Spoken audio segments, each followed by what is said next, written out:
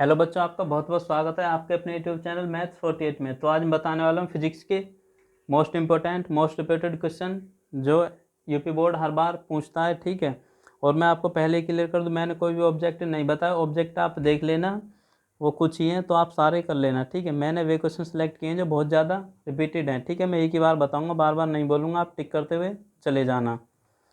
पहला है वायु के सापेक्ष जल का तथा कांच के अपवर्तनांक क्रम से ये हो तो जल के सापेक्ष कांच का अपवर्तनांक तथा कांच के सापेक्ष जल का अपवर्तनांक ज्ञात कीजिए। ठीक है, उसके बाद है हमारा किसी लेंस के प्रकाशिक केंद्र से क्या तात्पर्य है।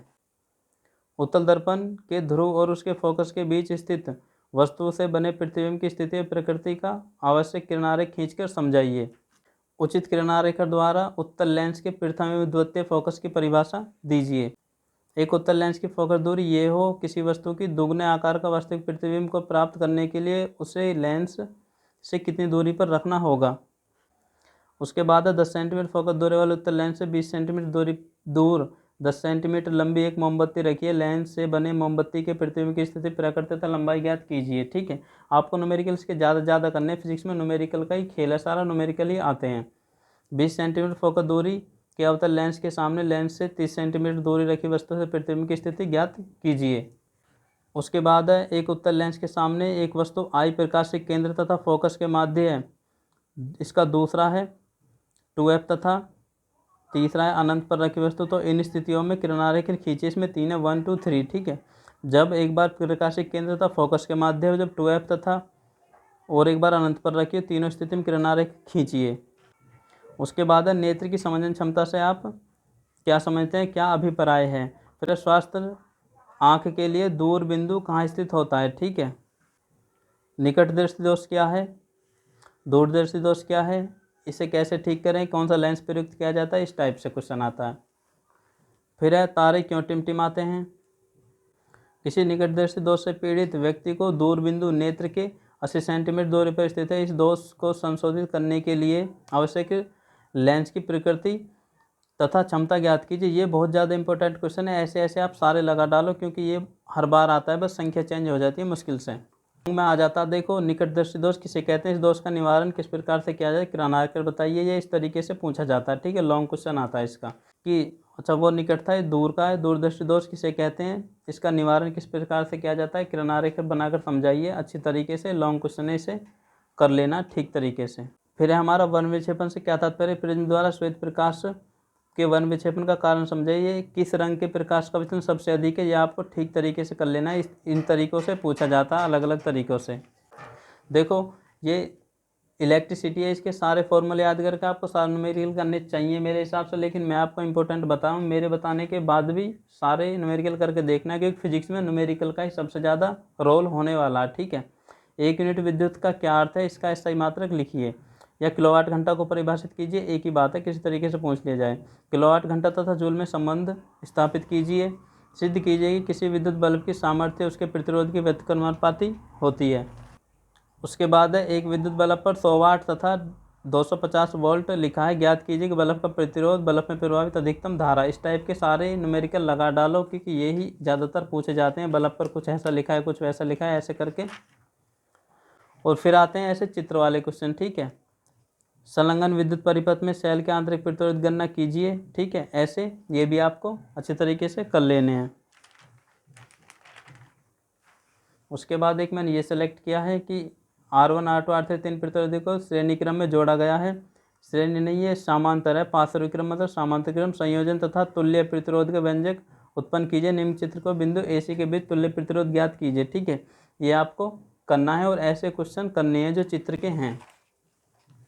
उसके बाद एक ये क्वेश्चन है, दो बल्बों जिनमें से एक 100 वाट 220 वोल्ट तथा दूसरे पर 60 वाट 220 वोल्ट लिखा है को एक 220 वोल्ट की सप्लाई लाइन से समांतर क्रम में जोड़ा गया है। सप्लाई लाइन से निर्गत धारा की गणना कीजिए। बहुत ज़्यादा इंपॉर्टेंट क्वेश्चन है, बहुत बहुत ज़्यादा। उसके बाद आता हमारा एक विद्युत बल्ब पर 100 वाट 200 वोल्ट लिखा है, इसे 200 वोल्ट के मेन से जोड़ने के लिए प्रतिरोधक में विद्युत धारा की गणना कीजिए। ठीक है, ऐसे क्वेश्चन बहुत आते हैं, बल्ब पे इतना लिखा उतना लिखा, ऐसे करके कुछ।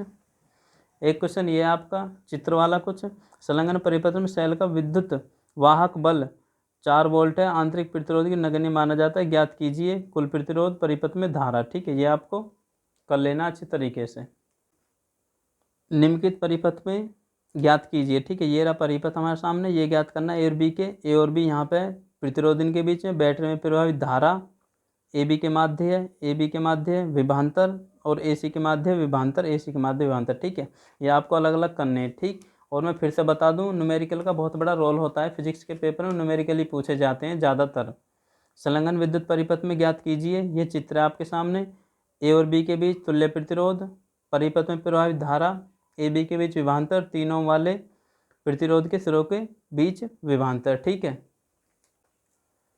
एक ये है कि निम्न परिपथ में प्रवाहित होने वाली धारा का मान ज्ञात कीजिए, सेल के सिरों के बीच वोल्टता ज्ञात कीजिए। ठीक है, ये आपको अच्छे तरीके से कर लेना लॉन्ग है।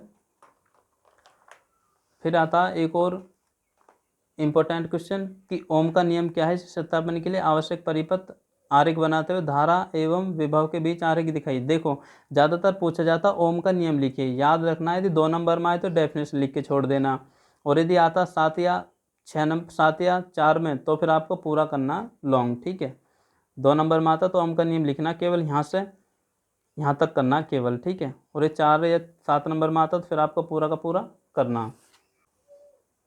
उसके बाद है समांतर क्रम में जुड़े 3 प्रतिरोधक का तुल्य प्रतिरोध के लिए सूत्र स्थापित कीजिए। ठीक है, समांतर क्रम में भी आता है और श्रेणी क्रम में भी आता है। एक बार समांतर क्रम में जुड़े तब सूत्र निकालिए, एक बार जब श्रेणी क्रम में जुड़े तब सूत्र निकालिए, दोनों का आपको कर लेना।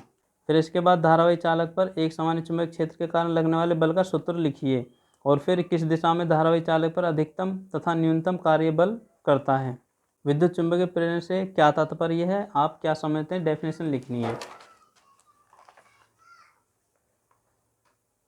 इसके बाद है चुंबकीय बल रेखा से क्या तात्पर्य, चुंबकीय बल रेखाएं के गुण लिखिए। फ्लेमिंग के वाम हस्त का नियम, धारावाही चालक द्वारा उत्पन्न चुंबकीय क्षेत्र की दिशा किस नियम से ज्ञात की जाती है, उस नियम को स्पष्ट कीजिए, या ऐसे आता है दाएं हाथ के अंगूठे का नियम लिखिए। ठीक है, उसके बाद एक न्यूमेरिकल इस पर भी कि अनंत लंबाई के ऋजुरेखीय चालक में 5 एम्पीयर की एक धारा प्रवाहित हो रही है, चालक में 10 सेंटीमीटर दूरी पर स्थित बिंदु पर उत्पन्न चुंबकीय क्षेत्र की तीव्रता ज्ञात कीजिए। ऋजुरेखीय एक रेखा में होता है। ठीक है, प्रेरित धारा की दिशा कैसे ज्ञात की जाती है, या फ्लेमिंग के बाएं हाथ का नियम लिखिए। एक ही बात आ जाए तो फ्लेमिंग का बाएं हाथ का नियम ही लिखना है, इस तरीके से आ जाए तो भी आपको यही लिखना। फिर आता देखो मोस्ट रिपीटेड, और ये तो आना ही आना। ठीक है, या तो मोटर आती है जनरेटर आता है। ठीक है, ज़्यादातर मोटर आती है कि मोटर का नामक चित्र आरेख खींचिए, इसका सिद्धांत कार्यविधि स्पष्ट कीजिए, विद्युत मोटर में विद्युत बलों का क्या महत्व है। ठीक है, इस तरीके से भी पूछा जाए, एक ही बात है। ठीक है, उसके बाद आता आपका विद्युत जनित्र। ठीक है, विद्युत जनित्र मूल सिद्धांत स्पष्ट कीजिए सब कुछ। ठीक, और एक और आता है हमारे 2 तरीके होते हैं, एक तो होता है डीसी और एक होता है एसी।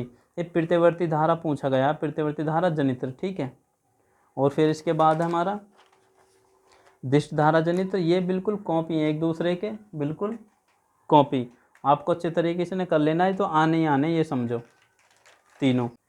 उसके बाद है क्वेश्चन जीवाश्मी ईंधन क्या है, स्पष्ट कीजिए। ऊर्जा का उत्तम स्रोत किसे कहते हैं, ऊर्जा के पारस्परिक स्रोतों का विवरण दीजिए। नाभिकीय ऊर्जा क्या है, नाभिकीय ऊर्जा के उपयोग तथा दुरुपयोग को समझाइए, और नाभिकीय ऊर्जा के हेतु प्रयुक्त होने वाले 2 तत्वों का नाम लिखिए। ऐसे पूछा था, नाभिकीय ऊर्जा के महत्व को संक्षिप्त टिप्पणी लिखिए। नाभिकीय संलयन तथा नाभिक विघटन की क्रिया क्या है, नाभिकीय ऊर्जा प्राप्त करने के नाभिक विघटन तथा नाभिकीय संलयन को स्पष्ट कीजिए। खाद्य श्रृंखला से आप क्या समझते हैं, खाद्य श्रृंखला तथा खाद्य जाल में क्या अंतर है, उचित उदाहरणों की सहायता से समझाइए। अथवा ऐसे आता है, खाद्य जल में एक स्थलीय परितंत्र को उदाहरण द्वारा स्पष्ट कीजिए, या ऐसे आ जाए खाद्य श्रृंखला पर टिप्पणी लिखिए। क्योटो प्रोटोकॉल क्या है, प्राकृतिक संसाधन से आप क्या समझते हैं, मानव समाज को होने वाले इसके लाभ पर संक्षिप्त उदाहरण द्वारा समझाइए। वन संपदा हमारे लिए महत्वपूर्ण है, इसके संरक्षण कैसे किए जा सकते हैं, एक उल्लेख कीजिए, या एक संसाधन रूप में वन का क्या महत्व है। और केमिस्ट्री और बायो के मोस्ट इंपोर्टेंट क्वेश्चन पाने के लिए आप डिस्क्रिप्शन में दिए लिंक पर जाकर क्लिक करें, आपको दोनों वीडियो मिल जाएंगे, वहाँ से आप उन्हें लगा सकते हैं। और यदि वीडियो अच्छी लगती है तो वीडियो को लाइक, शेयर एंड सब्सक्राइब भी ज़रूर करें।